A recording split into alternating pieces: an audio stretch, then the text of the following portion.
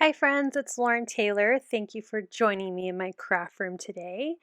It is a new release day from Whimsy Stamps, and I have this new stamp set called Barely Halloween, and there are 9 adorable bear images and 9 different sentiment stamps.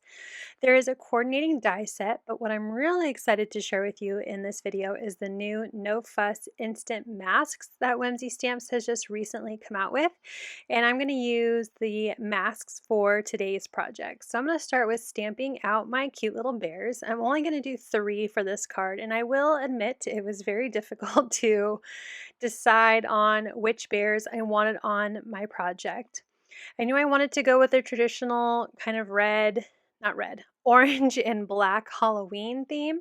So I went with my skeleton costumed bear, the pumpkin bear, and my mummy bear. I figured those 3 were pretty orange and black as well, and they would just kind of overall go well with the theme that I was going for in my head. And it took me a little while to get those bears centered onto my A2 panel of cardstock. And I'm going to use some black alcohol marker friendly ink to stamp them. I do end up stamping them twice because I probably should be refilling my ink pads. So I needed 2 stamps to get a nice clean image. And I'm not going to take my stamps out. I'm just going to set them aside for now.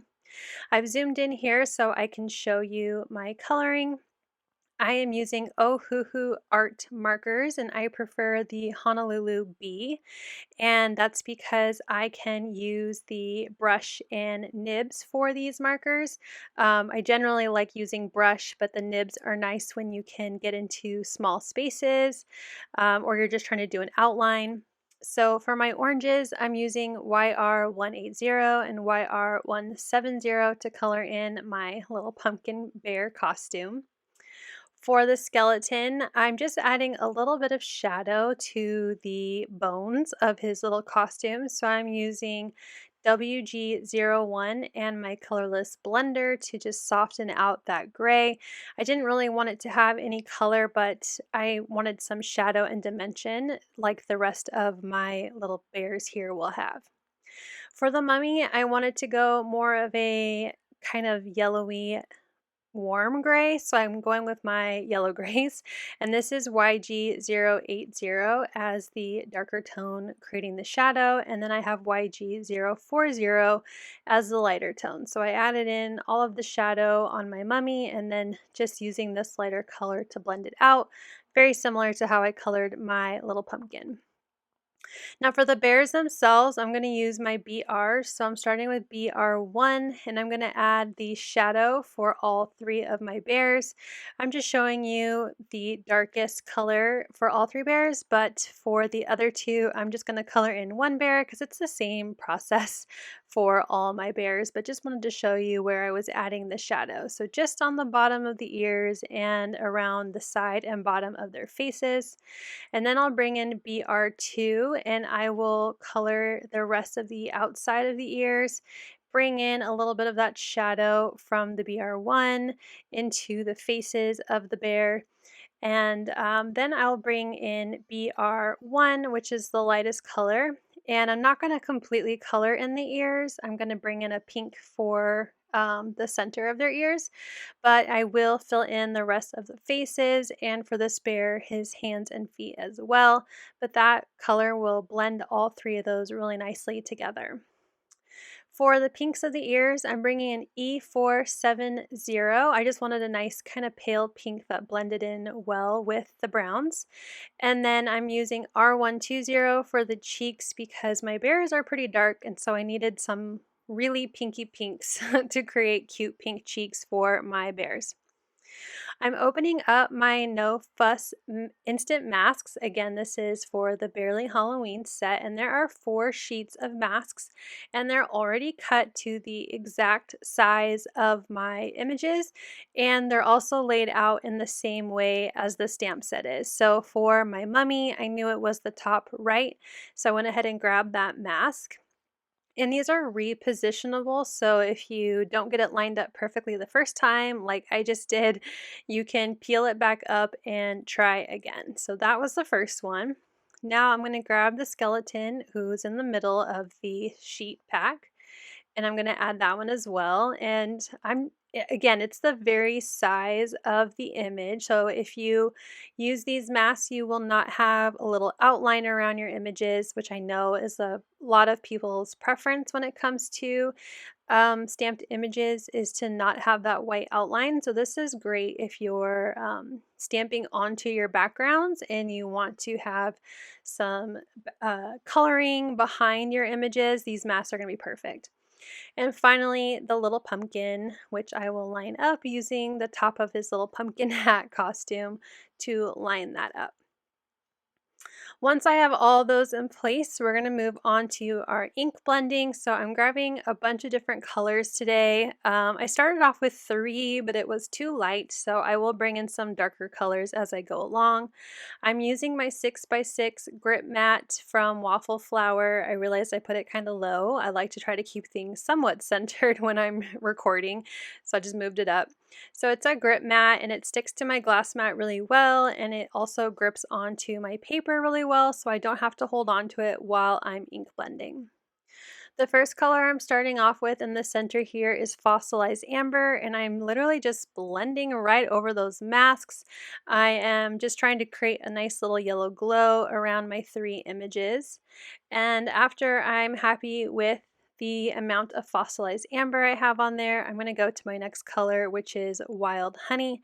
And this ends up being a lot closer to Fossilized Amber than I thought it would. I guess I feel like I already knew that these were really close together, but as I was blending, they looked the same. So I brought in Carved Pumpkin as my next color, and I'm going around the edges. And like I said, it was a little too light, so now I'm bringing in Crackling Campfire and blending over that orange, and then I will bring Carved Pumpkin in again and blend that more into the yellow. And I'm so sorry, I'm so shaky right now. I like to ink blend very hard, and it's clearly showing when my camera is shaking like this. And finally, I will bring in Black Soot to kind of create like a vignette look around the edges. I will end up die cutting this down, so a lot of the black won't show, but I liked it mixed with the Crackling Campfire. It just gave it more of an eerie glow. And then I went back through again, so the Carved Pumpkin, the Wild Honey, and then just a little bit more of that Fossilized Amber in the middle.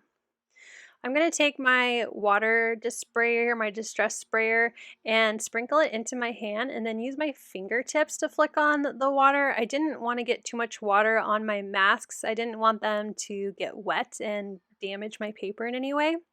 So I just used my finger to try to splatter it around the border. And then I'm bringing in some black Reinker ink and adding some water to that with a small paintbrush.